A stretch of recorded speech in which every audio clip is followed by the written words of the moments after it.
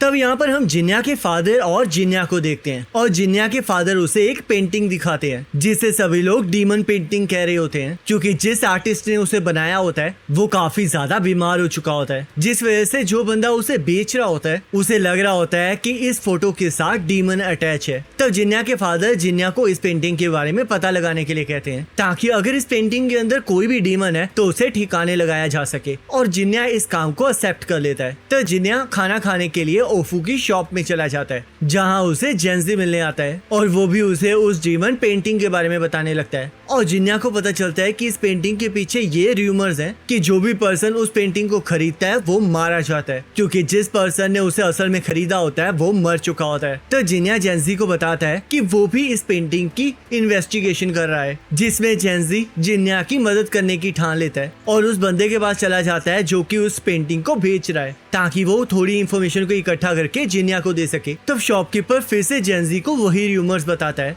और जेंजी उस shop owner से उस पेंटर की डिटेल ले आता है जिससे उस पेंटिंग को बनाया होता है। तब जिन्या उस पेंटर से मिलने चला जाता है जहाँ जिन्या उस पेंटर से उस डीमन कर्स के बारे में पूछने लगता है। तब वो पेंटर उसे बताता है कि वो बस अपने बूढ़े एज की वजह से बीमार हुआ है। तब जिन्या उस पेंटिंग के बारे में उस पेंटर से पूछने लगता है और वो पेंटर उसे बताता है कि उस पेंटिंग को मोटोहारू नाम के एक बंदे ने बनवाया था जो कि कदोनो विलेज में रहता था। तब ये नाम सुनते ही जिन्या को अपने फोस्टर फादर मोटोहारू याद आ जाते हैं। तब हम मोटोहारू और जिन्या की आखिरी मुलाकात देखते हैं जहाँ पर मोटोहारू अपनी पत्नी को नहीं बचा पाया होता है और जिन्या को बताता है कि जब वो अपनी पत्नी से पहली बार मिला था तब वो अपनी पत्नी से नफरत करता था और जब वो सेंट्रिनल बना तब उसकी पत्नी ने उसे बिल्कुल पागल कर दिया, पर फिर भी उसने हमेशा उसे प्रोटेक्ट करने की कोशिश की है। तब मोटोहारू जिन्या को शिर्यायू का ध्यान रखने का कहकर गाँव वालों को बचाने चले जाते हैं और यहाँ जिन्या उस पेंटर को बताता है कि मोटोहारू उसके फोस्टर फादर थे, जिसे सुनकर वो पेंटर बहुत खुश हो जाता है। तब वो पेंटर जिन्या को अपनी कहानी सुनाने लगता है जहाँ पर हम देखते हैं वो पेंटर उस सिटी में रहने आया होता है और उसने ये कसम खाई होती है कि वो सबसे बड़ा पेंटर बन के ही रहेगा। तब वहाँ पर मोटोहारू भी आ जाता है जो कि उस पेंटर के हाउस ओनर को सुकीहिमे का लेटर देने आया होता है, पर उसे ये बिल्कुल भी पसंद नहीं होता है, जिस वजह से वो सुकीहिमे की बुराई करने लगता है। तब शॉप ओनर जिन्या को उस पेंटिंग को देखने के लिए कहता है और उससे पूछने लगता है कि आखिरकार उसे उसमें क्या दिखाई देता है। तब जिन्या उसे बताता है कि उस पेंटिंग को देखकर उसे लगता है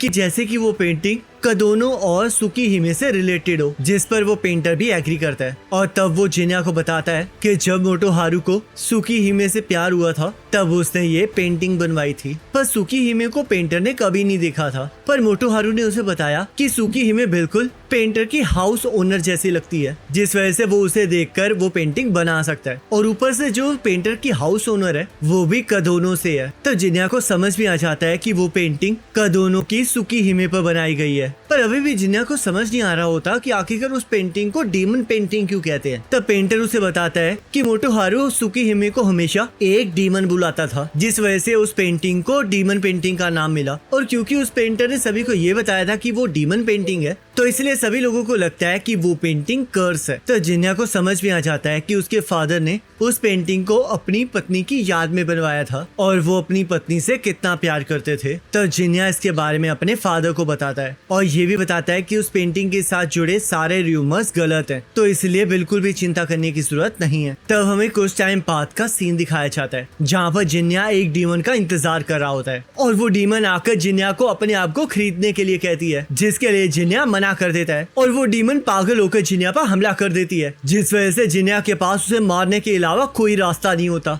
और जिन्या उसे मार डालता है। तब हार्लोड नाम की लड़की वहाँ पर आ जाती है जिसने जिन्या को उस डीमन को मारने का काम दिया होता है और वो जिन्या को बताती है कि उस लड़की के साथ बहुत बुरा हुआ था, जिस वजह से वो एक डीमन बन गई और तब से वो उस चेरी ब्लॉसम के पेड़ के नीचे लोगों को मार रही है, पर आज जिन्या ने उसे मारकर आजाद कर दिया है। तब हार्लोड भी जिन्या से रिक्वेस्ट करती है कि अगर कभी वो ऐसी डीमन बन जाए तो जिन्या प्लीज उसे भी खत्म कर दे, पर जिन्या बिना पैसों के उसे मारने से मना कर देता है, जिस वजह से हार्लोड वहाँ से चली जाती है। तब अगले दिन ओफू और नात्सु फेस्टिवल में शॉपिंग करने गए होते हैं और वो लोग फेस्टिवल में अलग अलग चीजों को खाकर एंजॉय करने लगते हैं। तब नात्सु को एक प्लांट दिखाई देता है और ओफू नात्सु को बताने लगती है कि वो डीमन से कनेक्टेड है, पर नात्सु इस चीज के लिए मना कर देती है है क्योंकि उसके ऊपर 2 बार डीमन से हमला किया होता है, जिस वजह से वो डीमन से नफरत करती है। तब आकित्सु नाम का एक पर्सन ओफू को बुलाने लगता है, जिसका नाम सुनकर नात्सु को थोड़ा अटपटा लगता है क्योंकि वो एक ऐसे पर्सन का नाम होता है जो कि अपने क्राफ्ट को लेकर पुराने समय में काफी ज्यादा फेमस होता है।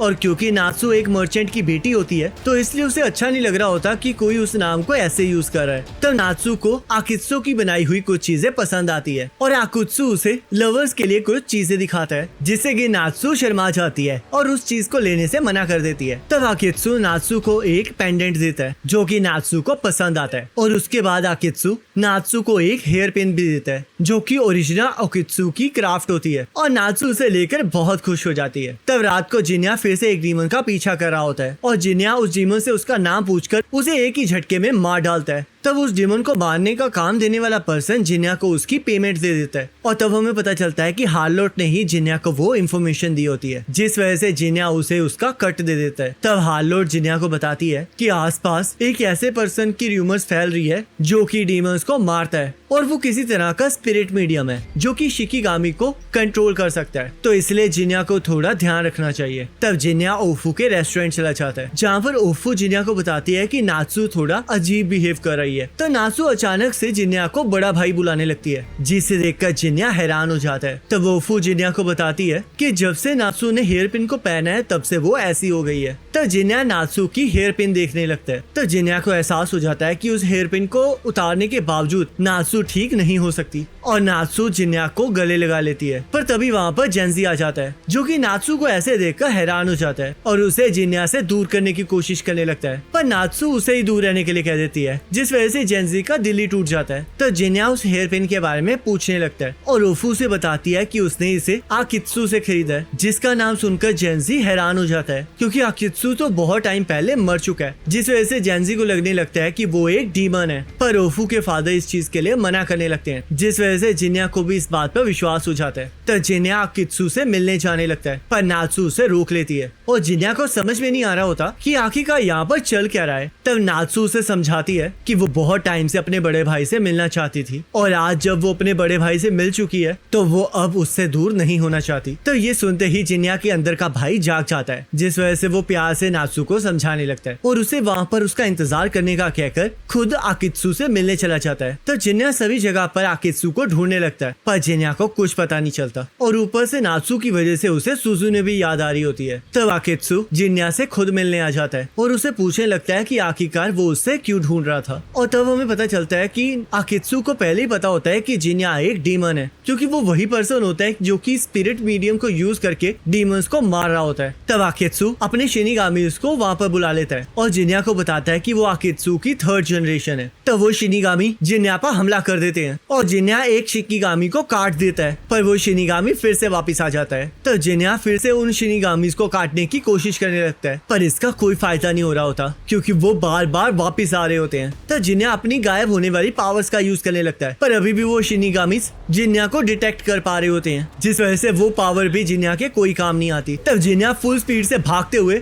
आकित्सु को एक जोरदार मुक्का मारता है और उसे बीच में से काट देता है, पर वो सिर्फ आकित्सु की परछाई होती है। तब वो शिनिगामीज जिन्या पर हमला कर देती है, जिस वजह से आकित्सु को लगता है कि वो जीत गया है, पर जिन्या अभी भी जिंदा होता है और उसने उस शिकिगामीज को एब्जॉर्ब कर लिया होता है, जिस वजह से वो उन्हीं शिकिगामीज की मदद से आकित्सु को घेर लेता है। तब आकित्सु माफी मांगने लगता है और जिन्या उसे अपना मुंह खोलने के लिए कहता है, जिसके लिए आकित्सु मना करने लगता है। तब जिन्या उसे 2 ऑप्शन देता है। पहला तो जिन्या उसे एब्जॉर्ब करके उसकी मेमोरीज में खुद ही झांक लेगा, दूसरा वो खुद ही उसे जवाब दे देगा। तब आकित्सु दूसरा ऑप्शन चूज करता है और जिन्या से रिक्वेस्ट करके अपनी डॉल्स को इकट्ठा करने चला जाता है। तब जिन्या उन डॉल्स के बारे में पूछने लगता है और आकित्सु उसे बताता है कि वो एक ऐसे ऑब्जेक्ट्स हैं जिनके अंदर इमोशंस भरे गए हैं, क्योंकि डीमंस भी इमोशंस से ही बनते हैं, तो इसलिए किसी भी ऑब्जेक्ट को ऐसे डीमन में कन्वर्ट किया जा सकता है। तो जिन्या आकित्सु से पूछने लगता है कि क्या उसकी फैमिली डीमन मारने वालों से बिलोंग करती है, क्योंकि उसने खुद को आकित्सु की 3rd जनरेशन बताया था। तब आकित्सु जिन्या को बताता है कि ऐसा कुछ भी नहीं है, क्योंकि वो आकित्सु के स्टूडेंट का स्टूडेंट है, तो इसलिए उसने वो टेक्निक सीखी है, ना कि इनहेरिट की है। और जो ओरिजिनल आकित्सु था वो तो बस एक मामूली सा क्राफ्टमैन था, पर उसने अपने ऑब्जेक्ट्स को इतने प्यार से बनाया था कि उन सब के अंदर आत्मा आ गई थी, जिस वजह से इन ऑब्जेक्ट्स के अंदर आत्मा डालने वाली टेक्निक पैदा हुई। तब जिन्या आकित्सु से हेयर पिन के बारे में पूछने लगता है और उसे बताता बताता है कि कैसे नात्सू एकदम से बदल गई। तब आकित्सु को सारी प्रॉब्लम समझ में आ जाती है, जिस वजह से वो जिन्या को एक आइडिया देता है। तो जिन्या वापस नात्सू के पास चला जाता है, जहाँ पर वो नात्सू को बताता है कि वो बड़ा भाई नहीं है, क्योंकि ना ही वो सुजुने को बचा पाया था और ना ही नात्सू को प्रोटेक्ट कर पाया है, तो इसलिए उसे बड़ा भाई होने का कोई हक नहीं है। तब नात्सू से समझाती है कि ऐसा कुछ भी नहीं है, क्योंकि चाहे सिबलिंग्स के बीच में जो मर्जी हो जाए, पर उनके बीच का बॉन्ड कभी नहीं टूटता। और जैसे नात्सू इतने सालों बाद उस तक पहुंच गई है, वैसे ही वो भी एक दिन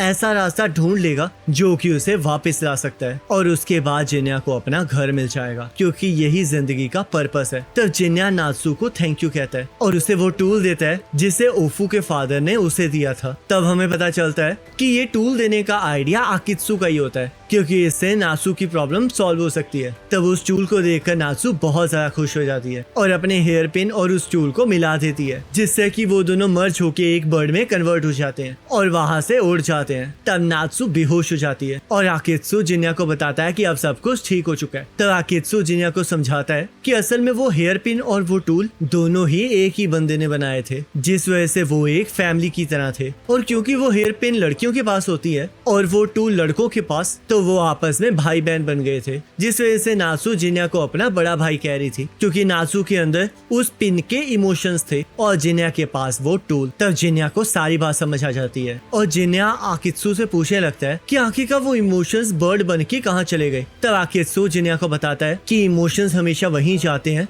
जहाँ पर उन्हें जाना सबसे ज्यादा पसंद होता है। तब आकित्सु वहाँ से जाने लगता है और जिन्या उससे पूछने लगता है कि क्या वो उस जैसे डीमन को जिंदा छोड़ देगा। तब आकित्सु उसे बताता है कि उसे जिन्या बुरा डीमन नहीं लगता है, तो इसलिए वो उसे नहीं मारेगा, पर उसे एक चीज समझनी होगी कि एक डीमन होने के नाते उसे मारने बहुत सारे लोग आएंगे और उस टाइम इस चीज से कोई फर्क नहीं पड़ेगा कि उसने कितने लोगों की मदद की है। तब अगले दिन फिर से सब कुछ नॉर्मल हो जाता है, पर नात्सू को वो सारी यादें याद होती हैं, जिस वजह से वो शर्मा रही होती है। तो जेंजी भी उससे चिढ़ाने लगता है, जिस वजह से नात्सू गुस्से हो जाती है। पर नात्सू को अभी भी समझ नहीं आ रहा होता कि आखिरकार वो जिन्या का सामना कैसे करे। तो जिन्या को फिर से हार्लोड मिलती है, जो कि उसे नए काम के बारे में बताती है। तो जिन्या को फिर से उस बर्ड की आवाज सुनाई देने लगती है, जिस वजह से उसे पता लग जाता है कि उस बर्ड की असली जगह कहाँ पर है। तब हमें मॉडर्न एरा दिखाया जाता है, जहाँ पर मियाका अपनी माँ के साथ श्राइन की सफाई कर रही होती है और अपनी माँ से पूछने लगती है कि आखिरकार उसे मीको क्यों बनाया गया है। तब उसकी माँ उसे समझाती है कि जो भी लड़की उस श्राइन में पैदा होती है उसे मीको बनना ही पड़ता है, क्योंकि उस श्राइन के दो रूल्स हैं। पहला तो बेटी के नाम में